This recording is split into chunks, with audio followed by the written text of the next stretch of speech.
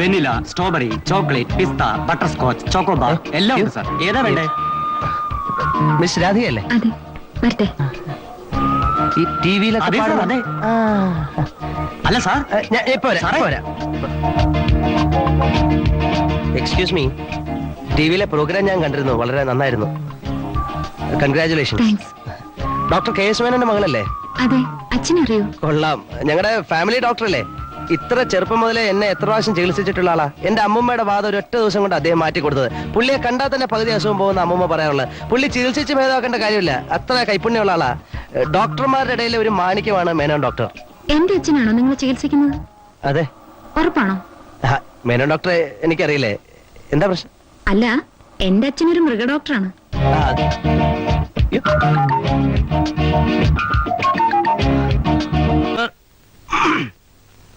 Your honour, Poomangalam തറവാട്ടിലെ ഒരു അംഗവും സ്ഥലത്തെ പ്രമുഖ മൃഗ ഡോക്ടറുമായ ഡോക്ടർ കെ എസ് മേനോന്റെ മകൾ രാധികയെ പ്രേമിച്ചു എന്നതാണ് ഈ ഉള്ളവന്റെ മേൽ ചുമത്തപ്പെട്ടിരിക്കുന്ന കുറ്റം. ഈ കുട്ടിയോട് തന്നെ പ്രേമം തോന്നാനുള്ള കാരണമുണ്ട്. അത് പിന്നെ ഈ ചിലരെ നമ്മൾ ആദ്യമായിട്ട് കാണുമ്പോൾ തന്നെ ഈ നമുക്ക് തോന്നില്ലേ, ചില രൂപവും ഭാവവും, പിന്നെ അതുപോലെ തന്നെ ഈ ഒരു കാര്യം മറ്റേടത്ത് ചോദ്യം ചോദിക്കില്ല, അങ്ങ് ഇഷ്ടപ്പെട്ടു, അത്രേ ഉള്ളൂ, അത്ര മതി, അത് മതി. Order order. കോടതിയോട് കുറച്ച് ബഹുമാനത്തോടെ പെരുമാറണം. ആട്ടെ, വാദം തുടരട്ടെ.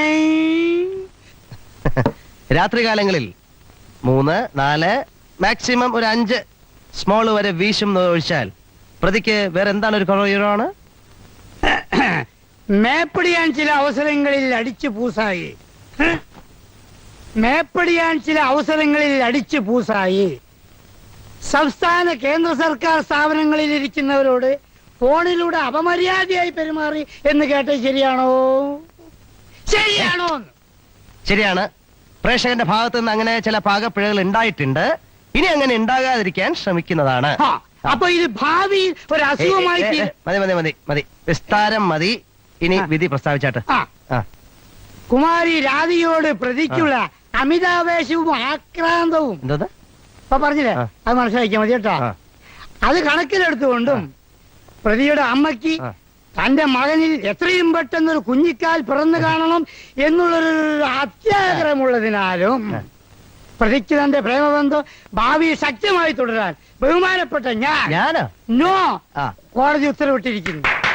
തട്ടാൻ വരട്ട് തട്ടാൻ ഒരുപക്ഷ പ്രതിയുടെ തള്ള, അയ്യോ, അതായത് അമ്മ. ഈ അമ്മ എതിർത്താലോ? ആരൊക്കെ എതിർത്താലും എന്തൊക്കെ സംഭവിച്ചാലും ആ വിലങ്ങുകളെല്ലാം വലിച്ചു പൊട്ടിച്ചുകൊണ്ട് തീർച്ചയായിട്ടും ഞാൻ പൊട്ടിക്കും.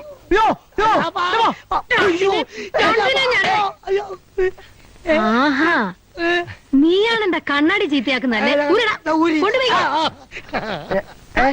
അയ്യോ, എന്താ സാറ് പറഞ്ഞു? ഞാനൊന്നും പറഞ്ഞില്ലല്ലോ. ഒന്നും പറഞ്ഞില്ലല്ലേ? ഇല്ല.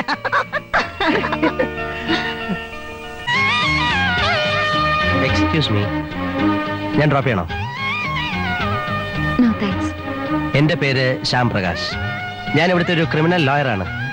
പിന്നെ അന്ന് ഞാൻ കുട്ടിയുടെ അച്ഛനെ അറിയും എന്നൊക്കെ പറഞ്ഞത് വെറും പുളുവാണ്.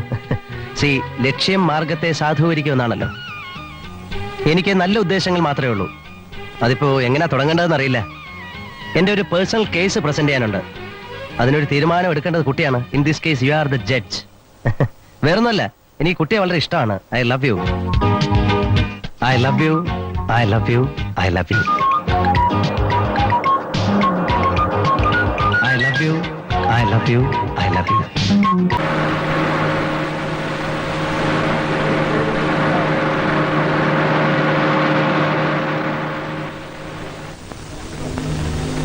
ഇയാളൊരു ചുക്കും പറയണ്ട. തനിക്ക് ആരുമല്ല ഇത്. അത് ശരി. കൊണ്ടിരിച്ചിട്ട് ചിരിക്കണ. ഓ, റോങ് സൈഡിൽ വന്ന് കാറിൽ ഇടിച്ചതും പോരാ. പ്രകാശ് സാർ വരുന്നു. നമ്മുടെ ഭാഗത്താണ് മിസ്റ്റേക്ക് എന്ന് സാർ അറിയണ്ട. ഞാൻ പോയി പുള്ളിക്കാരനെ ഹാൻഡിൽ ചെയ്തിട്ട് വരാം. സ്കൂട്ടർ പഠിച്ചോണ്ടിരിക്കാനെന്നുള്ള വിവരമൊന്നും പറയണ്ട. അയ്യോ, വണ്ടി ഒന്നും എടുക്കാൻ നോക്കണ്ട. പോലീസ് വരട്ടെ. തീരുമാനമാവട്ടെ, എന്നിട്ട് എടുത്താൽ മതി. എന്താണ് പ്രശ്നം? സാർ സ്കൂട്ടർ ഒന്ന് തട്ടി. ഓ അത് ശരി. നമ്പരില്ല. റോങ് സൈഡിൽ കൊണ്ടുവന്ന് എന്നെ കാറിലിടിച്ചു. ഞാൻ കേസ് കൊടുക്കുന്നത് പേടിച്ചായിരിക്കും ഇങ്ങോട്ട് ഉടക്കാൻ വരുന്നത്. നിങ്ങളുടെ പേര് കുഴപ്പമൊന്നുമില്ലല്ലോ. അയ്യോ സാർ, ഞങ്ങൾ മര്യാദയ്ക്ക് വരികയായിരുന്നു. ആ. അയാളാണ് കൊണ്ട് തട്ടിയത്. ഞങ്ങൾ കളഞ്ഞിട്ട് പോകാന്ന് കരുതി. പിന്നെ അയാൾ തട്ടിക്കറി. ഞങ്ങൾ അഡ്വക്കേറ്റ് ശ്യാംപ്രകാശിന്റെ ജൂനിയേഴ്സ് ആണെന്ന് പറഞ്ഞപ്പോ ഏത് ശ്യാംപ്രകാശ്, അവന്റെ തന്ത വന്നാലും എന്നെ ഒരു ചുക്കും ചെയ്യില്ലെന്ന് അയാൾ പറഞ്ഞു. ആഹാ, ആരാ അയാള്? ആളാരാണ് ഞങ്ങൾക്ക് അറിയില്ല. നീ വാ, നമുക്ക് ചോദിക്കാം. പോയ പെയിന്റിന്റെ കാശ് വാങ്ങിച്ചെന്ന്. ആ, നീ വാ. ആ, എന്താ പ്രശ്നം? നിങ്ങളാരാ? എന്റെ പേര് ശ്യാം പ്രകാശ്, അഡ്വക്കേറ്റ്. ആക്ച്വലി സോപ്പൊന്നും ഇടണ്ട. ട്രാഫിക് വളരെ കൂടിയ ഒരു സ്ഥലമാണിത്. നിങ്ങൾ തമ്മിൽ ഒരു കോംപ്രമൈസ് ആയിട്ട് ഇവർക്ക് എന്താ വേണ്ടതെന്ന് വെച്ചാൽ കൊടുത്ത് സ്ഥലം കാലിയാക്കി. കണ്ടില്ലേ എന്റെ ഞാൻ ആരുടെ ഭാഗത്താണെന്നൊന്നും എനിക്കറിയേണ്ട ആവശ്യമില്ല. ഞാൻ ആളിത്തിരി പക്ഷേ ഓ അത് ശരി. ആൾക്കാരുടെ മുമ്പിൽ ചൊല്ലിയാൽ ഊരരുത്. നിങ്ങൾ മര്യാദയ്ക്ക് അവർക്ക് കാശ് കൊടുക്കുന്നോ? കാശ് കൊടുക്കുന്നില്ല. ഓഹോ, എങ്കിൽ പിന്നെ കോടതി വെച്ച് കാണാം. ഓ ഏ ശരി. ആ ശരി. നിങ്ങളെ ഞാൻ എന്റെ കാലിൽ വീഴ്ചില്ലെങ്കിൽ എന്റെ പേര് അഡ്വക്കേറ്റ് ശ്യാം പ്രകാശ് എന്നല്ല. ശ്യാം സാർ, ചുമ്മാരടേ, നീ വണ്ടി എടുക്ക.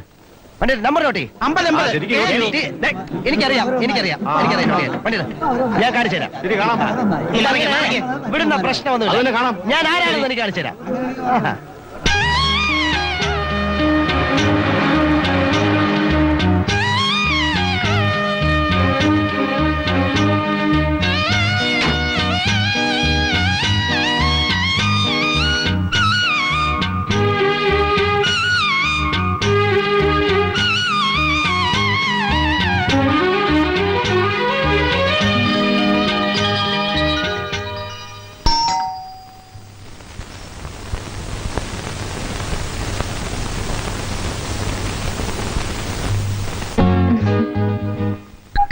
വരൂ.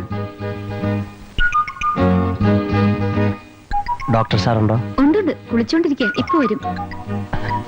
വരുന്നേ. അല്ല, ചികിത്സയൊക്കെ എങ്ങനെ നടക്കുന്നു?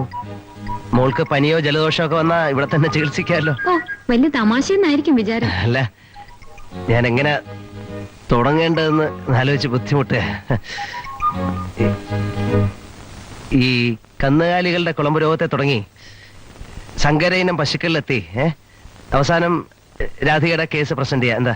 അതൊക്കെ സാറിന്റെ സൗകര്യം പോലെ. എന്തെങ്കിലും ഒന്ന് ഫിക്സ് ചെയ്തിട്ടേ ഇവിടുന്ന് പോകാവൂ. അതാ മിടുക്ക്. അതൊക്കെ ഞാൻ ഏറ്റു. കൊലമരത്തിൽ നിന്ന് വരെ ആൾക്കാരെ രക്ഷിച്ചിട്ടുള്ള ആളോടാ. ആരാ നമ്മളെ വന്നിരിക്കുന്നത്? അയ്യോ, അയ്യോ. അച്ഛൻ ഒന്നും തോന്നുന്നു. അതെ, നമ്മൾ തമ്മിൽ പരിചയമുള്ള കാര്യങ്ങളൊന്നും പറയരുത് കേട്ടോ. ഒരു കല്യാണ ആലോചനയായിട്ട് പ്രസന്റ് ചെയ്യാവൂ. അതൊക്കെ ഞാൻ ഏറ്റു. വിളി.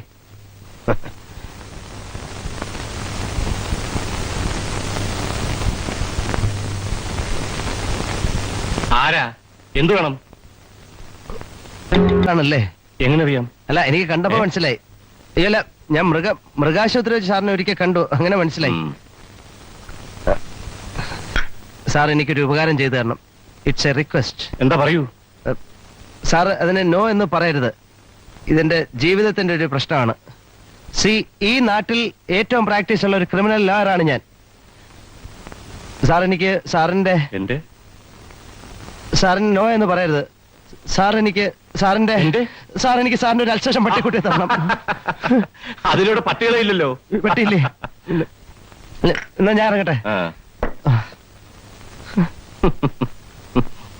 ഒന്ന് നിന്നേ. ശ്യാമിന്റെ അമ്മ ഇന്നലെ രാവിലെ ഇവിടെ വന്നിരുന്നു. നിങ്ങളുടെ വിവാഹം അടുത്ത മാസം നടത്താൻ തീരുമാനിച്ച ഞങ്ങൾ പിരിഞ്ഞത്. സാർ,